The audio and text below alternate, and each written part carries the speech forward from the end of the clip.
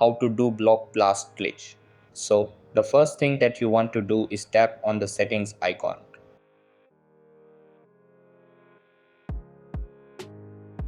Over here, tap on replay,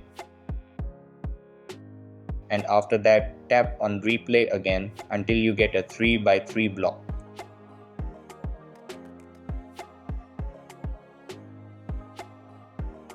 Then place the 3x3 block in the correct position like this.